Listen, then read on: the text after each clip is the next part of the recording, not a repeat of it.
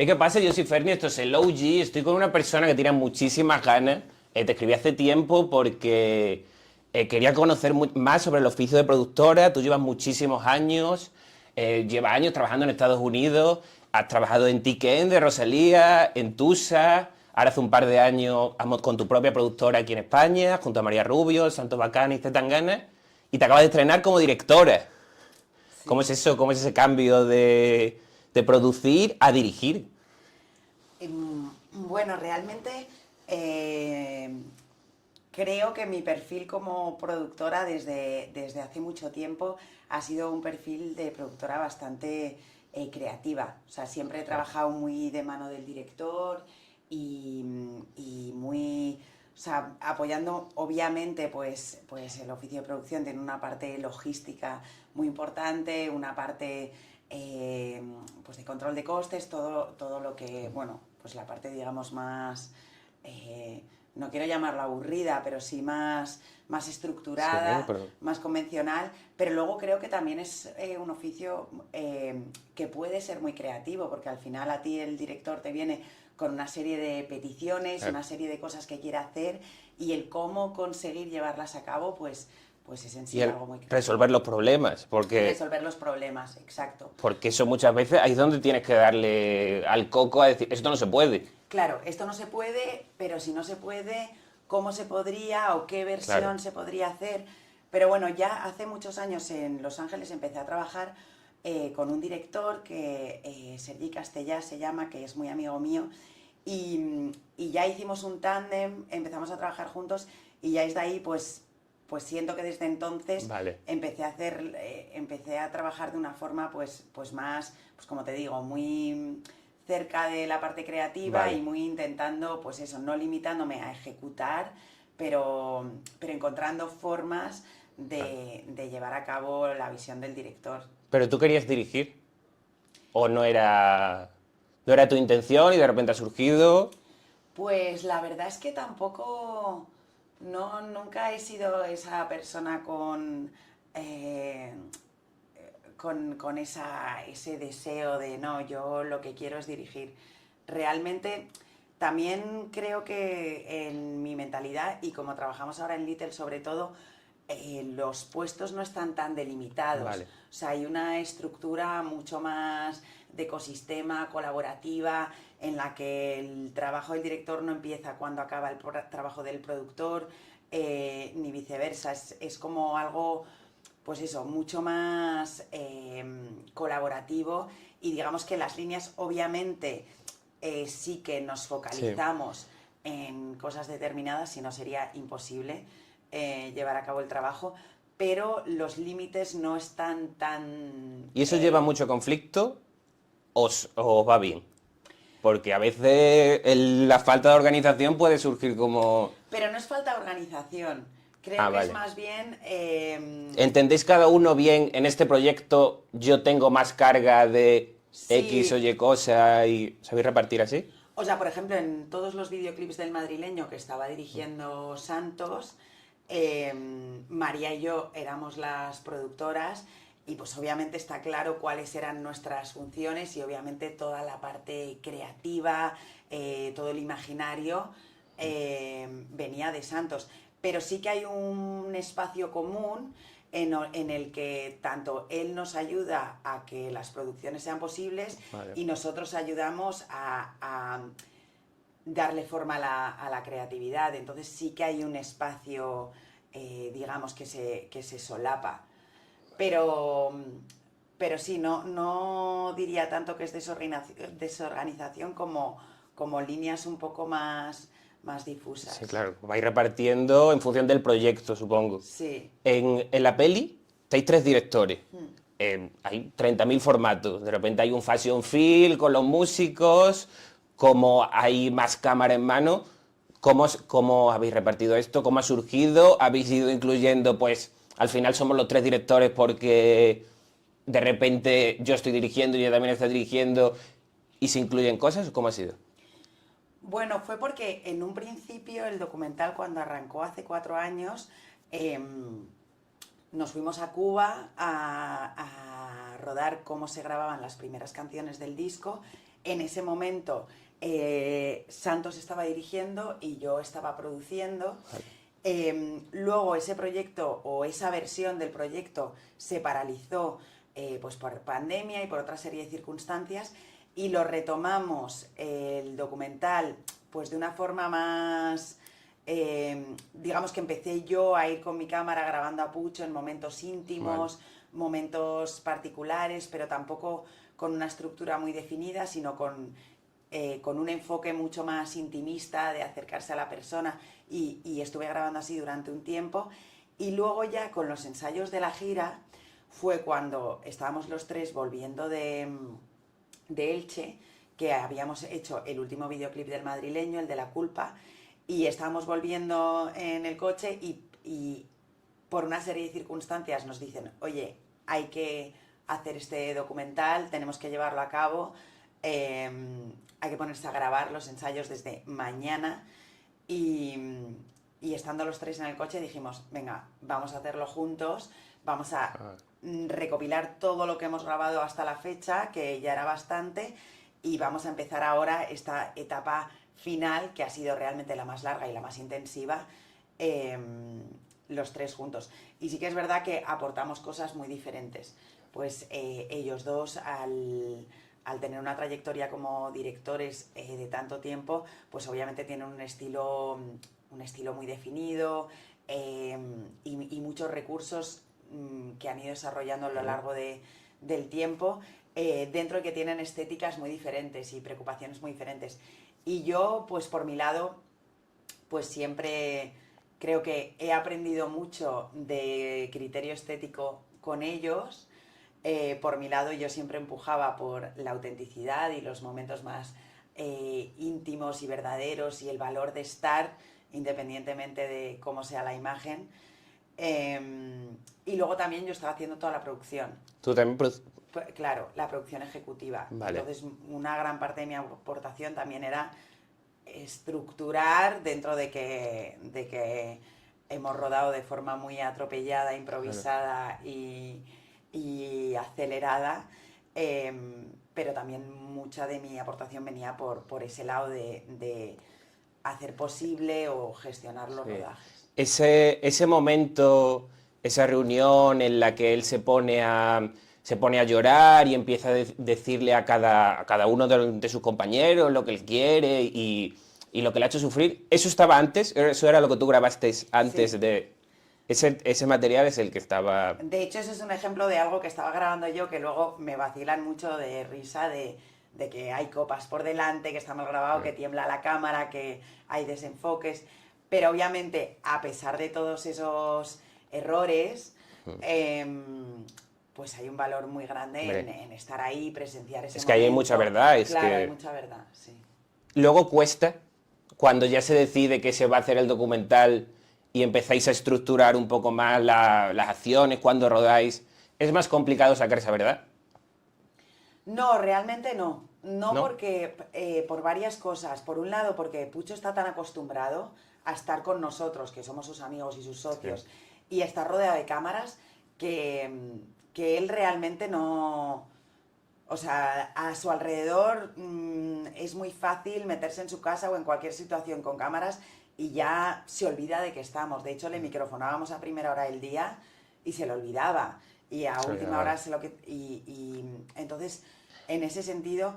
Y luego, pues eso, también con el resto del equipo. Hemos estado tanto siempre ahí, siempre con cámaras. El director de fotografía, que era mi hermano, también estaba siempre con nosotros. Como que no, creo que la gente se olvidaba de que estábamos. Y, que era también director de fotografía del show. No, el director de fotografía del show es Pepe. Él era el director de fotografía del documental. Cuando has dicho antes que se os propone, cuando volvéis de Elche, que hagáis el documental, ¿es propuesta siempre de documental? No, nunca propuesta de vamos a llevar el show a un formato más clásico de el live del show, el concierto 1 hora y media, tal cual? Esa idea siempre ha estado sobre la mesa. El problema es que es muy difícil, no sé si has estado en el show, pero el show es pues es una Yo es que salí y dije, quiero comprarme el DVD de esto. Claro, la experiencia es increíble. O sea, nosotros hemos ido a muchísimos, te puedes imaginar, Claro. todos los que hemos rodado, hemos visto el show decenas de veces y nunca deja de sorprender. Pero es que una parte muy importante del show es estar rodeado de gente, Vale. sentir a la gente cantar, verlo en el contexto. de O sea, ¿lo probasteis y visteis que no funcionaba quizá? ¿O lo teníais claro? Lo hemos probado y es muy difícil hacerle justicia. Vale. Es muy difícil que consigas esa sensación que se consiga estando ahí rodeado de gente, cantando, Claro. gritando. Cuando cae el kabuki, es como una experiencia Sí. muy intensa. Es muy difícil conseguir algo medianamente similar a eso solo con imagen. Entonces, falta el público, faltan cosas. Sí que hay momentos musicales en la peli y sí que no descartamos seguir explorando, hacer algo con este material, pero habiendo estado ahí y sabiendo lo que se siente estando ahí, pues nunca nos parecía suficiente el resultado que conseguíamos en la sala de montaje. Ha sobrado mucho material. Sí. Tú has dicho que quieres hacer algo con ello. Bueno, no lo sé, ya veremos. También queremos hacer otras cosas, pero O sea, en principio está el formato largo, luego está el formato serie para Movistar, que sale en enero. sí, Cambia la serie, sí que cambia. ya tenéis ese montaje, os vais a montar Lo ahora, tenemos, lo lo tenéis. Es más largo que... Es más largo, hay diferencias de formato, es diferente, sí, y tiene algunos momentos muy particulares que en la peli no están. ¿El tono es el mismo? Porque el tono de esta peli, quizá pasarlo a serie es muy diferente, yo creo. El tono es el mismo, sí. Sí, el tono es el mismo. Cambian algunas cosas, pero creo que la experiencia se consume de forma diferente también porque está en 3 partes, porque tiene los rótulos de los que hemos prescindido en la peli, porque... Los rótulos describiendo a los personajes que Sí, aparecen. sí. Vale, claro. Esa decisión, cuando la tomáis en la peli, ¿por qué? Pues tengo que decir que fue un día que yo no fui a color, estaban Santos y Roge, llegué y las habían quitado. La habían quitado. Y dije, pero bueno, ¿cómo las vamos a quitar? Nadie va a saber quién es quién, yo creo que es un error. Y me dijo Santos, tú míralo y luego me dices. Y lo vi y dije, no es verdad, es una peli sin los rótulos. Claro. O sea, como, y te empiezas a preocupar más por lo que dicen y no ¿Quién es que lo cada dice. uno? Claro. Claro, no piensas en... Porque luego me surge, después de verla, surge la pregunta, ¿quién es este? ¿Quién es el otro? Claro. Y entonces, quizás en la peli no hace falta saber tanto... Cuando estás viendo una peli no necesitas que te describan tanto al Claro, personaje, es sino más- las acciones. Bueno, y también una cosa que siempre dice Santos también, que al final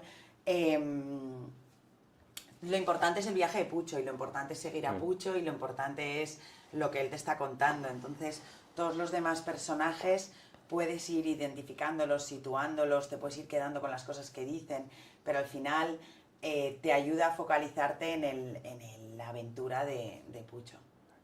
Luego, lo habéis vendido como una tragedia. Es una comedia. Esto nos hace mucha gracia porque creo que... Para vosotros era una tragedia. Creo que no éramos conscientes de la gracia que hacían algunos momentos hasta que lo hemos visto en cines. Por ejemplo, el personaje de los chorizos, Sí. Arto, que surgió...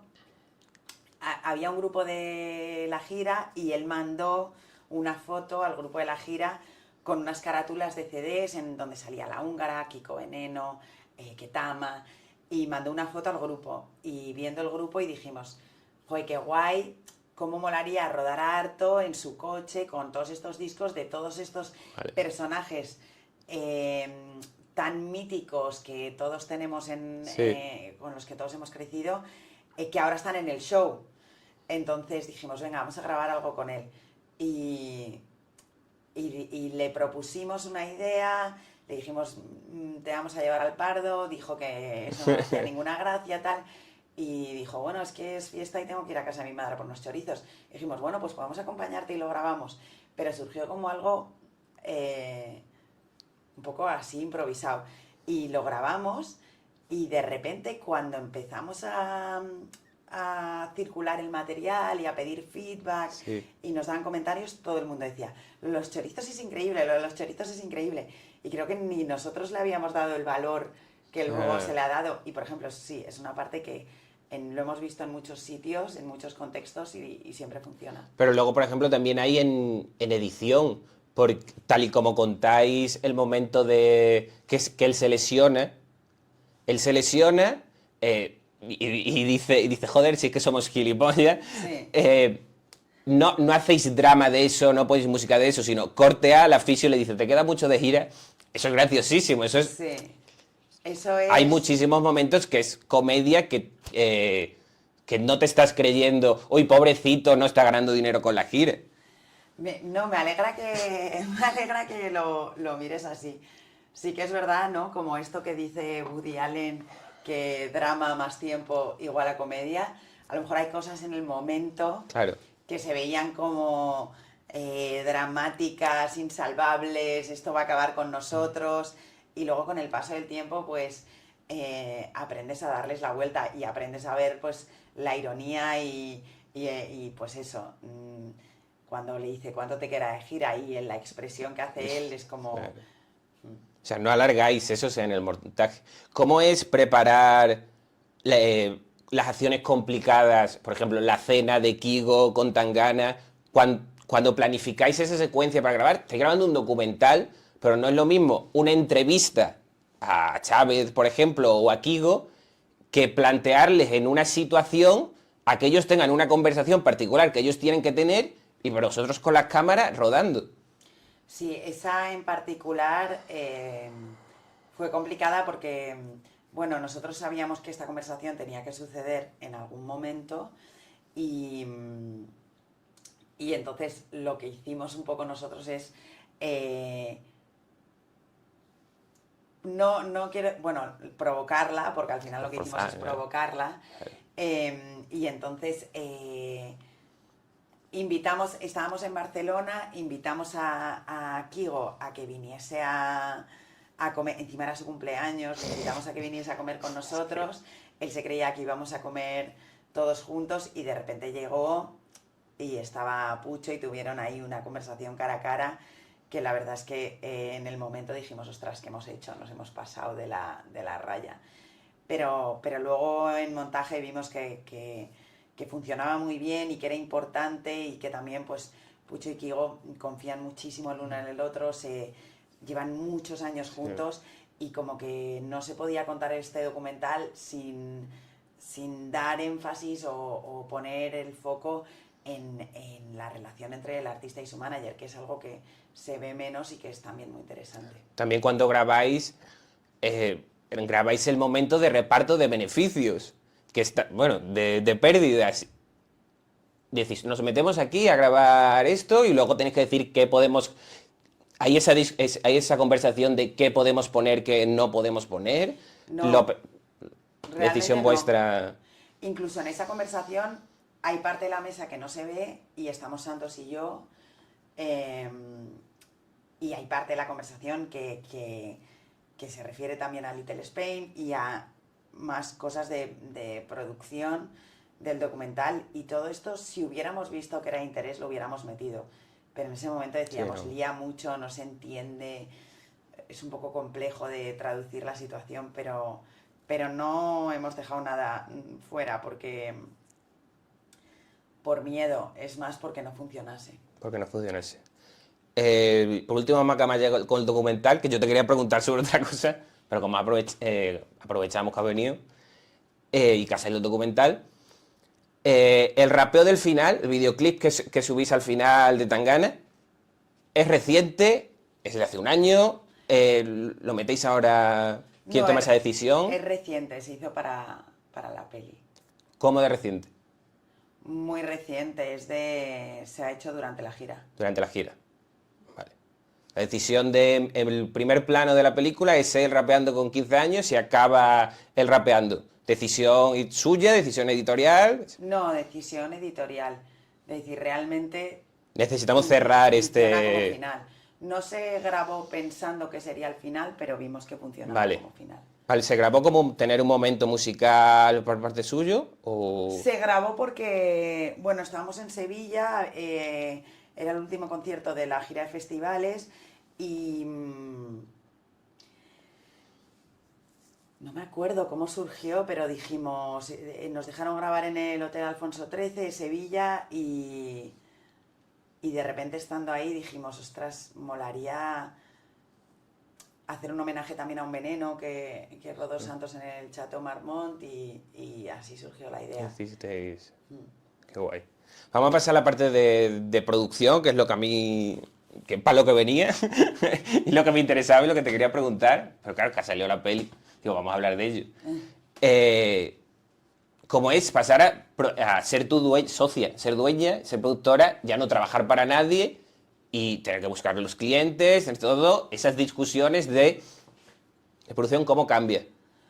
Pues Y cómo te cambia en el día a día, porque no es lo mismo que te manden a un trabajo o que tengas que hacer X cosas, que te lo tengas que buscar tú, como...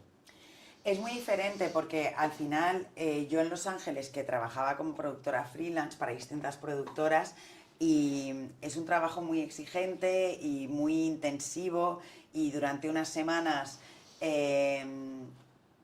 no hay vida más allá de la producción en la que estés. Lo que pasa es que, claro, luego al final, pues entre proyecto y proyecto, tú vuelves a ser un individuo. Vale. Vuelves a ser un individuo y tienes otras preocupaciones. Creo que la diferencia es que ahora con Little, entre proyecto y proyecto, tú sigues teniendo una productora, sigues teniendo que mantenerla a flote, sigues teniendo una serie de preocupaciones y digamos que en ese sentido pues es un trabajo, te absorbe mucho más a nivel completo, por eso, porque nunca acaba, pero por otro lado es mucho más gratificante, porque al final, pues trabajar para uno mismo, pues sí, digamos que el trabajo de producción viene con muchísimo sacrificio, muchísima renuncia, y yo esto llevaba haciéndolo muchos años por otros, Claro. y ahora pues lo hago por un proyecto mío personal. Pero bueno, es algo, es así. Yo me acuerdo una vez que estaba en Puerto Rico haciendo un videoclip, que creo que era de Wisin y Yandel, y lo estaba pasando mal porque estaba cansada, porque las cosas no estaban saliendo, porque era muy complicado y se casaba una de mis mejores amigas Hostia. en Madrid. Entonces era un sábado y yo estaba ahí metida en Puerto Rico en una oficina con el aire acondicionado, trabajando hasta las tantas de la mañana y yo viendo a todos mis amigos en esta boda en Madrid que yo me estaba perdiendo. Y me acuerdo de hablar con mi padre y decirle, es que esto no puede ser, no me compensa, quejándome. Y me dijo mi padre, pero es que es la vida que has elegido. Claro.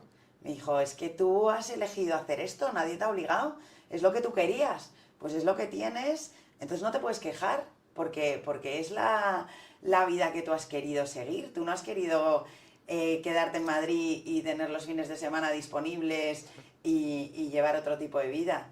Y, y como que mi padre es una persona que cuando yo me he rebelado en contra de esto, siempre me ha recordado que hago esto porque quiero y porque me hace feliz, pero obviamente pues viene con mucho sacrificio. Y un cansancio creo que distinto.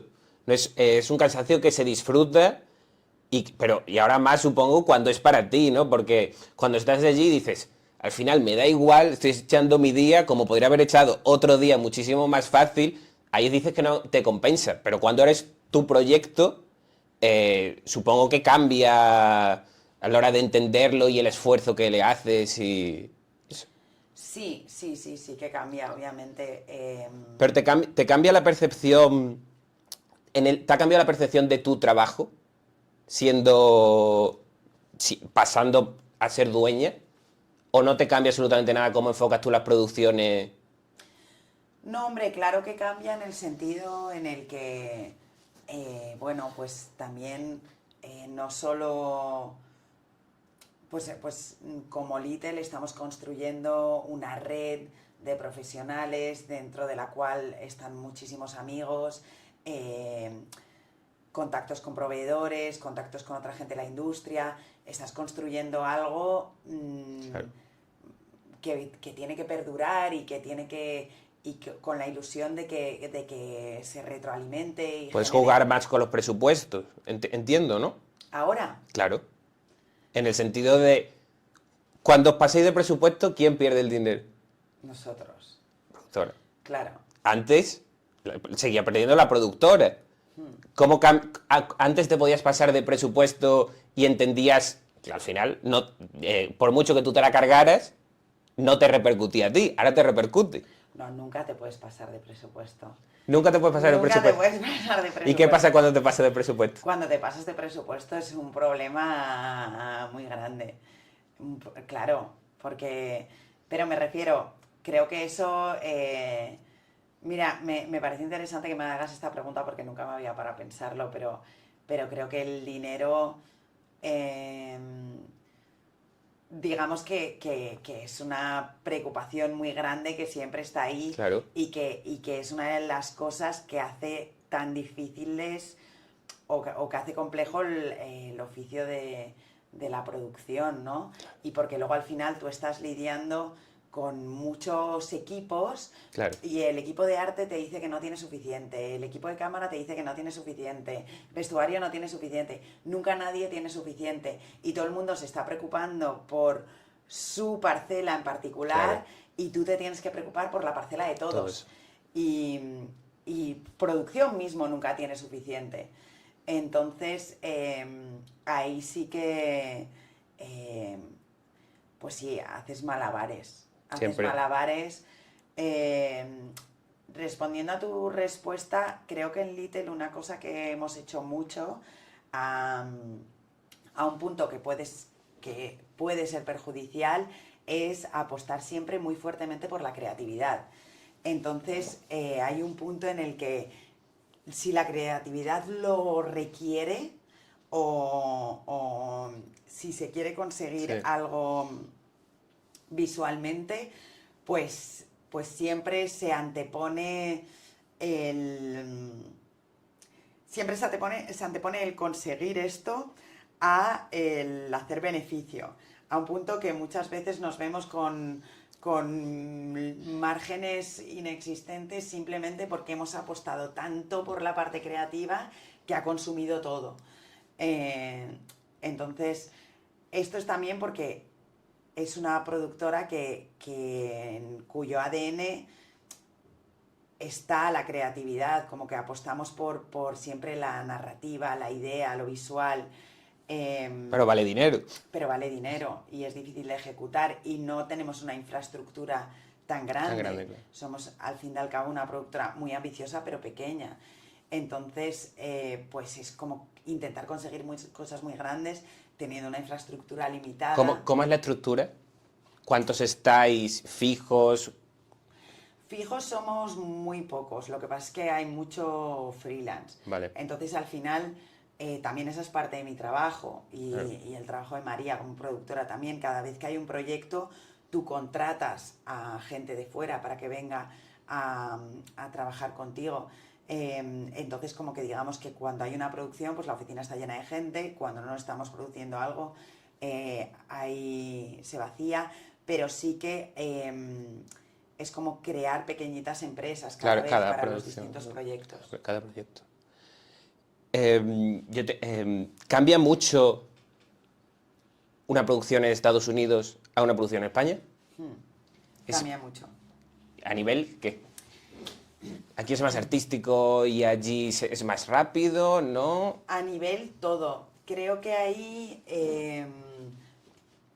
pues sí que, no diría que aquí es más artístico, pero diría que aquí sí que hay una vocación mucho más artística. Aquí es más habitual que aquí la gente se meta a un proyecto porque le apasiona, porque le gusta el artista, porque le gusta el director, porque le gusta la creatividad, porque ve una oportunidad de hacer algo bonito.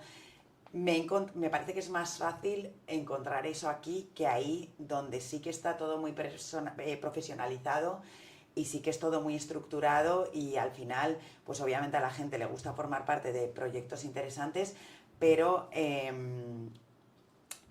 se considera más como un trabajo, Claro. trabajo. Luego en Estados Unidos tú puedes producir dentro del sindicato o puedes producir fuera del sindicato. Si produces dentro del sindicato ya estás sujeto a muchísimas normas que hay que cumplir y que hacen que todo sea muy estructurado. Normas que están diseñadas para proteger al trabajador y que se lo hace muy difícil al productor, porque pues una producción de sindicato pues solo hay determinadas personas que pueden conducir un camión, personas que han adquirido un diploma específico para conducir el camión. En el departamento de arte cada persona tiene una labor muy específica, el director de arte no puede estar moquetando o tocando el atrezo porque hay una persona designada para hacer esto, y así en todos los departamentos como que está muy estructurado y muy definido quién hace qué, y las horas están muy estipuladas. Entonces, claro, al final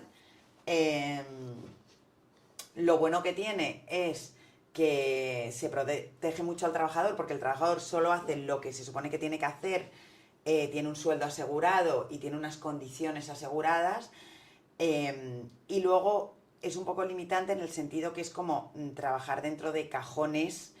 Puedes ir moviendo los cajones, pero esos cajones son los que son. Entonces, pues es más caro también. Es más caro porque hay muchas cosas que para trabajar de acuerdo a estas normas, pues lleva dinero. Pero supongo que también será más fácil por parte de los clientes, de la industria, entender que los presupuestos son esos y por debajo de cierta cantidad no se puede. O no. Bueno, digamos que el cliente muchas veces, otras veces no, pero muchas veces es ajeno a lo que conlleva cada movimiento. Sí que en Estados Unidos creo que hay más conciencia de lo que hace falta por esto, porque está todo tan regulado. Claro. También en Estados Unidos he trabajado en producciones fuera del sindicato, y ahí ya pues es más, tienes más margen de maniobra para intentar mover hilos, mover cosas. ¿Y qué es trabajar en producciones fuera de sindicatos? O sea, que no están sujetos a estas normas. Las producciones por debajo de un límite de presupuesto no están sujetos a estas normas. Entonces pues ahí sí que tienes más libertad cuando tú haces el diseño de la producción y dices, pues para hacer esto lo voy a hacer con un equipo de esta gente, en estas localizaciones, tantos días, grabando esto cada día. Cuando un poco diseñas el plan de cómo vas a ejecutar la idea, que volviendo a lo que decíamos antes, esto es también una parte creativa del productor, el diseñar, el decir, vale, yo para hacer esto posible lo voy a estructurar de esta forma, voy a rodar 4 días con un equipo de estas características, en estas localizaciones. Pues ahí hay muchas decisiones que tienen un impacto creativo. Pues digamos que si es una producción fuera de sindicato, en Estados Unidos pues tienes más margen. ¿Y aquí? Y aquí pues igual, digamos que tú cuando tienes un presupuesto, lo primero, depende del proyecto. Yo, pues si hablamos de proyectos cortos, tipo videoclips o publis, pues lo más importante es saber cuántos días necesito para rodar esto, cuál es la envergadura del equipo que necesito. Hay algún elemento, como puede ser de pronto una grúa o de pronto un cámara car o de pronto tengo que cortar una calle grandísima.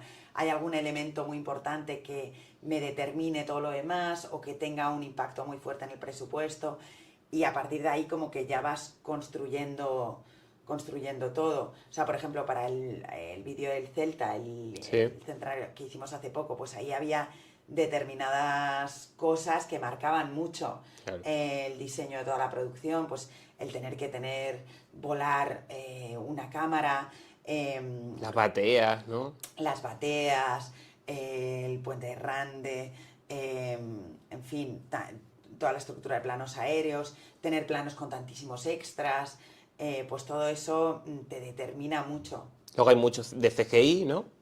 En ese videoclip. Hay que esa conversación con el director de... con Tangana en este caso es, yo quiero llenar el puente de 2.000 personas. No se puede, entonces se hace con CGI mejor. Claro, pues vale, si no lo lleno con 2.000 personas, ¿cuántas puedo meter? Hay una pelea de permisos para hacerlo posible. Hay muchas... Vas viendo hasta dónde puedo llegar con, digámoslo, lo que puedo poner dentro de la delante de la cámara y hasta dónde necesito completar con otro tipo de recursos, como pueden ser los efectos. Entonces ahí vas viendo cómo construirlo. Ese particularmente fue muy complicado. También, no, muy complicado porque nunca habíamos hecho algo parecido, nunca habíamos trabajado con efectos especiales de este tipo, nunca habíamos tenido un componente aéreo tan importante. Siempre rodar fuera de casa es más difícil porque estás en un sitio nuevo, hay que alojar a todo el equipo, hay que trasladar a todo el equipo, no conoces, o sea, tienes que trabajar con organismos y personas que no conoces, que te vienen por referencias. Cualquier cosa que necesites es más fácil conseguir en Madrid. A cambio, pues claro, tienes unos sitios espectaculares, unas localizaciones increíbles. También es interesante porque descubres cosas nuevas, pues tiene su parte buena, ¿no? Como viajar, estar fuera y más en un sitio como Galicia que es tan increíble. Pero en la parte de producción, pues viene con unas dificultades añadidas. ¿Cómo se consigue algo que a lo mejor no sabes ni lo que es hasta ese momento? Claro. ¿Cómo haces ese trabajo de tengo que conseguir una batea?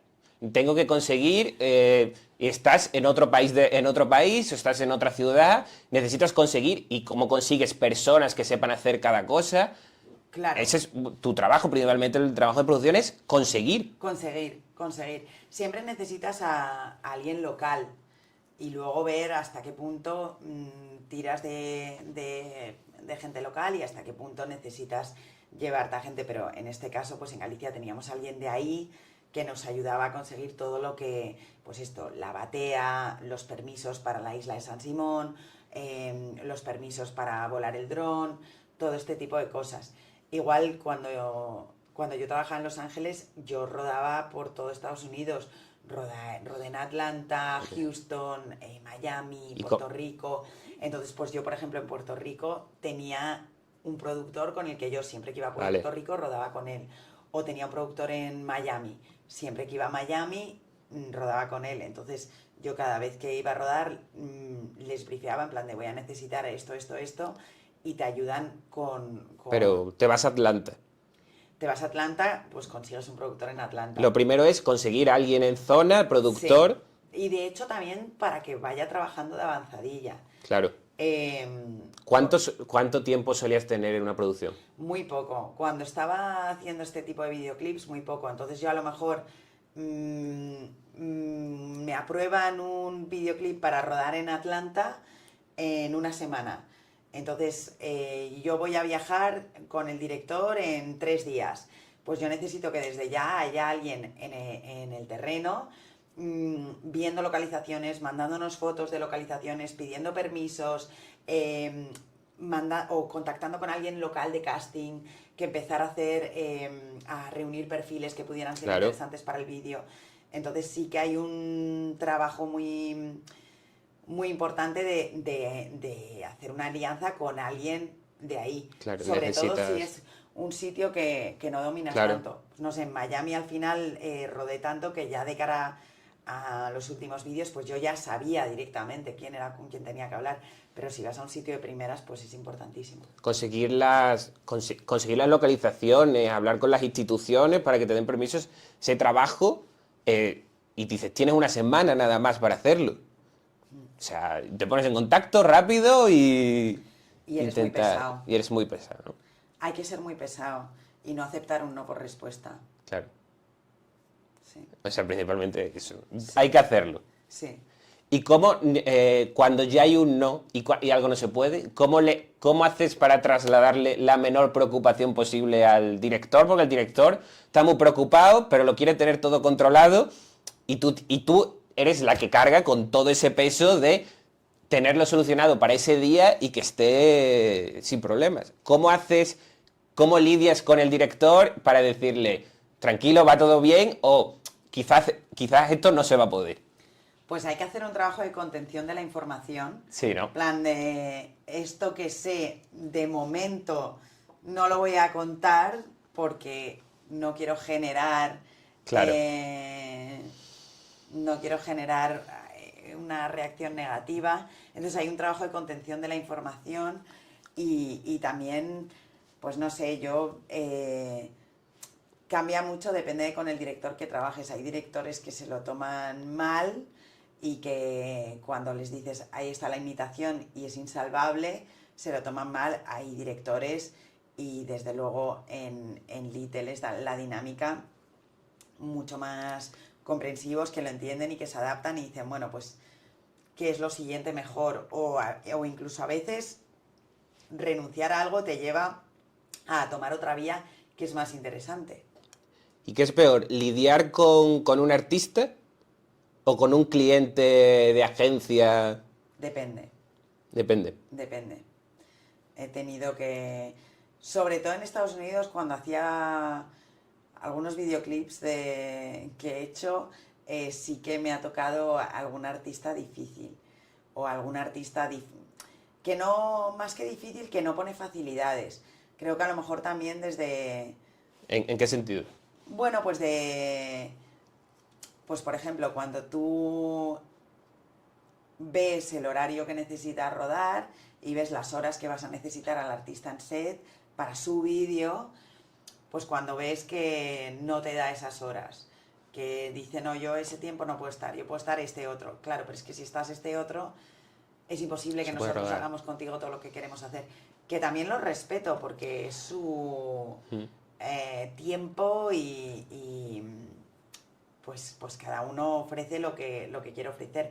Pero por ejemplo, pues esto es muy limitante, o no se quiere desplazar, o no quiere madrugar, o te pide unas condiciones en el set que por las circunstancias, porque a lo mejor estás rodando en medio del desierto, es muy difícil de hacer posibles. Entonces, pues todo este tipo de cosas no van a favor de obra, digamos.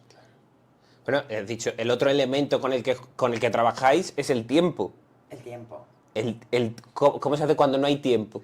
El tiempo es siempre un problema. O sea, el dinero y el tiempo son las El dos... dinero y el tiempo son las grandes variables. Es siempre un problema muy, muy grande porque siempre estás en una carrera contra el tiempo y siempre se te acaba el dinero. No está en una sola producción en la que de repente digas, me sobra tiempo, vamos a probar Claro. cosas, o tengo tiempo de sobra, vamos a casa pronto. Eso es tan raro, tan... o voy sobradísima de pasta. Es raro, o sea, siempre apuras tiempo y dinero y son los dos elementos, pues como en la vida. Claro. Como en la vida, que siempre yo estoy muy obsesionada con el tiempo, siempre me da la sensación que estoy perdiendo el tiempo, que no estoy consiguiendo lo que quiero conseguir. Pues en la vida, por lo general, nos falta tiempo y nos falta dinero. Me falta dinero. ¿Cómo convences a los departamentos? Porque los artísticos nunca entienden por qué el eléctrico tarda tanto en poner las luces y ellos no entienden cómo el maquillador tarda tanto. Y les tienes que decir que no hay tiempo para una cosa porque el otro departamento necesita más tiempo. ¿Cómo es ese juego de prácticamente psicológico de intentar decirle, oye, mira, hay que... Por suerte para mí, la gestión del tiempo es más la tarea del ayudante de dirección, Ah, vale. que es una profesión que no querría hacer nunca. Es increíblemente importante. Digamos que un buen ayudante de dirección te hace una diferencia increíble en set, sobre todo en las producciones grandes. Por ejemplo, en los rodajes del documental no teníamos ayudante de dirección porque éramos unidades pequeñitas. Claro. Y porque no teníamos, pues en los días no, al estar rodando la realidad, pues no seguíamos esta estructura más definida de ahora hay que rodar esto, ahora hay que rodar esto, ahora hay que rodar esto, porque tampoco puedes tener el control sobre lo que está pasando. ¿Ibais con equipo durante la gira o durante la gira improvisabais y decís, pues ahora hace falta mandar una cámara? No, nosotros viajábamos siempre, pero por ejemplo decíamos, bueno, el fin de semana que viene es el bolo de Gran Canaria. ¿Qué queremos grabar ahí? ¿Con qué tipo de equipo vamos? ¿Vamos con una cámara? ¿Vamos con dos? ¿Llevamos a un sonidista local? ¿Qué podemos planear para grabar ahí que pues, sea interesante? Luego tú planeas algo, llegas y Puchos hace un esguince y es esa la historia, no lo que habías planeado. Claro. Entonces, pues un poco así, un poco adaptándonos a las circunstancias. Pero eso, la figura El ayudante es el que del ayudante carga de con dirección es el el... que carga con el peso de gestionar el tiempo, sí. ¿Y cómo se consigue?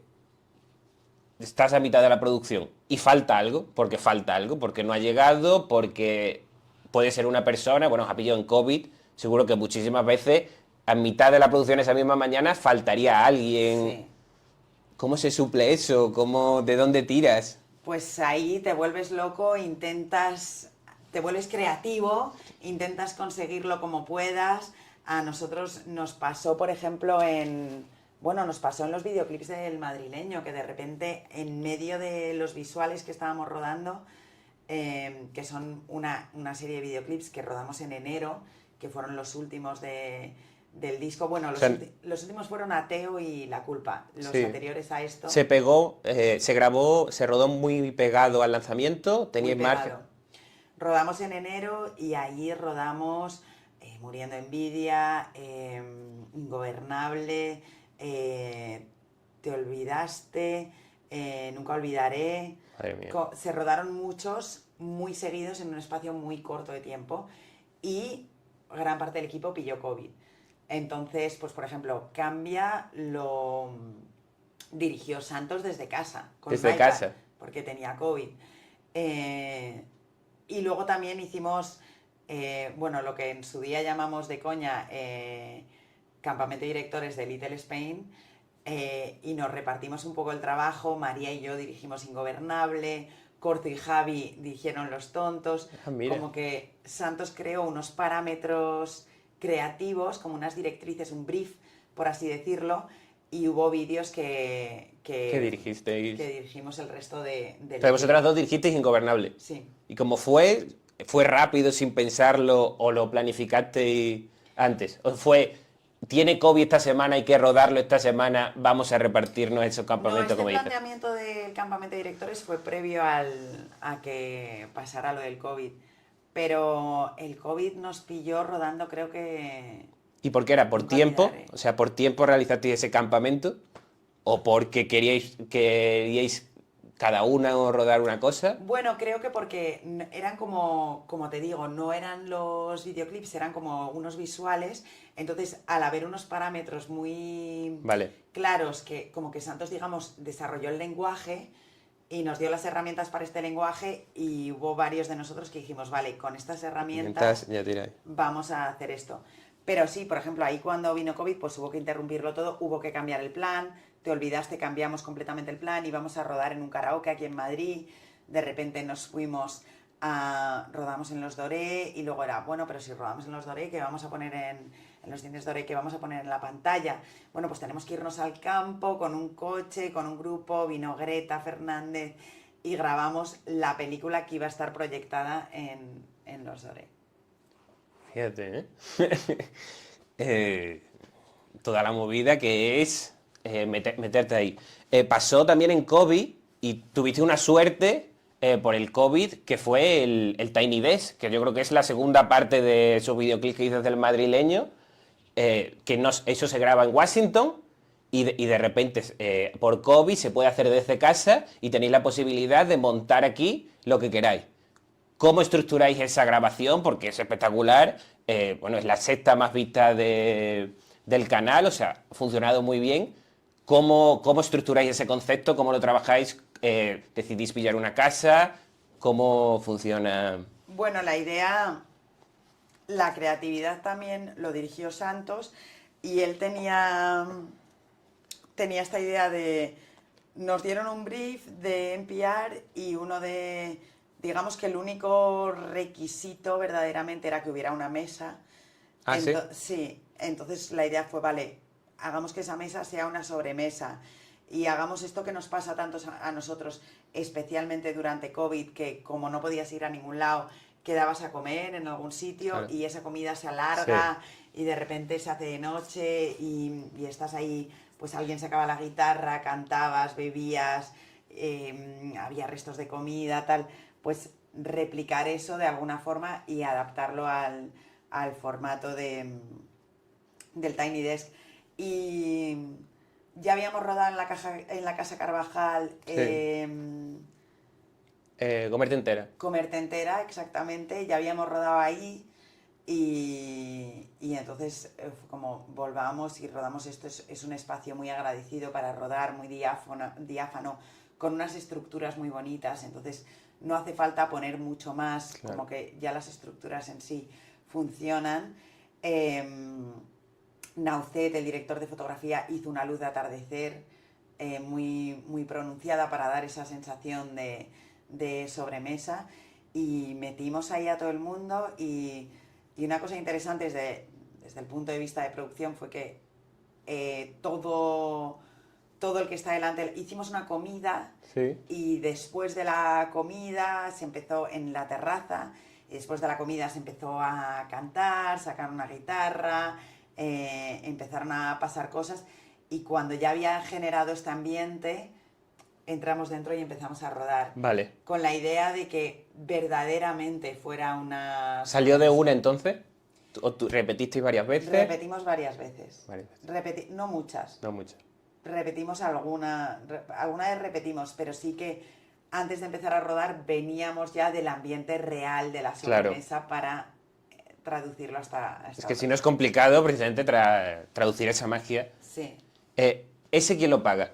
Porque entiendo que en Empierre nos dicen nada. ¿Es un encargo de la discográfica? ¿Por dónde va? Bueno, esto era un proyecto que le interesaba a la discográfica, le interesaba al artista, nos interesaba a nosotros.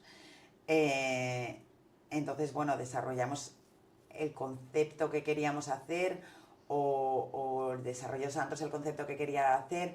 María y yo, que lo estábamos produciendo, vimos las necesidades que hacían falta para llevarlo a cabo, cómo lo queríamos llevar a cabo, porque también en Little somos muy ambiciosos en el sentido en el que decimos, si nos metemos, lo hacemos hasta el final. No nos vamos a quedar a medias, no vamos a hacer una chapuza. Si lo hacemos es porque se puede hacer algo excelente.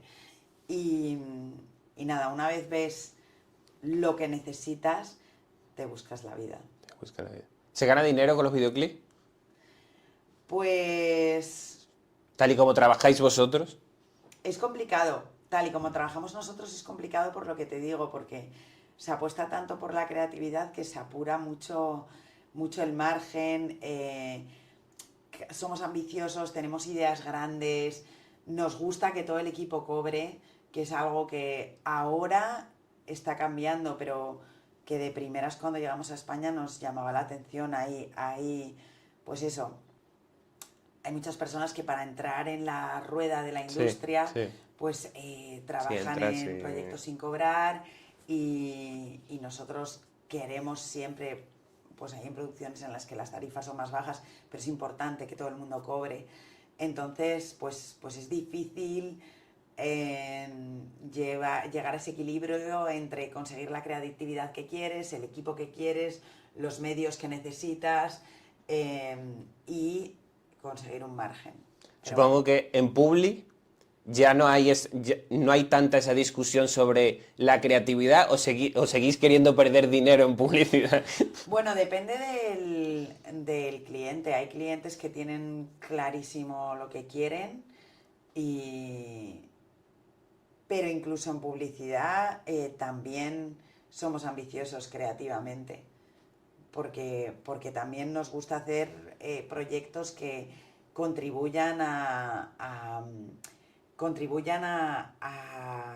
crear la identidad de marca que hemos ido desarrollando a lo largo del tiempo. Como que creo que nos gusta pensar, por lo menos nosotros internamente decimos, esto es muy Little, o esto es perfecto para Little. Nos gusta pensar que hay como una línea editorial o una identidad dentro de Little, y nos gusta cuidar eso. Entonces, cualquier cosa que hacemos queremos que represente a Little. ¿Cuál es el filtro para trabajar con alguien? Supongo que no será solo presupuestario. No, es más bien la creatividad, los proyectos. Ahora hemos empezado lo que llamamos como una subdivisión comercial de Little, que se llama Plaza, y la idea con Plaza también es pues poder hacer más anuncios, poder hacer más videoclips, poder hacer más proyectos.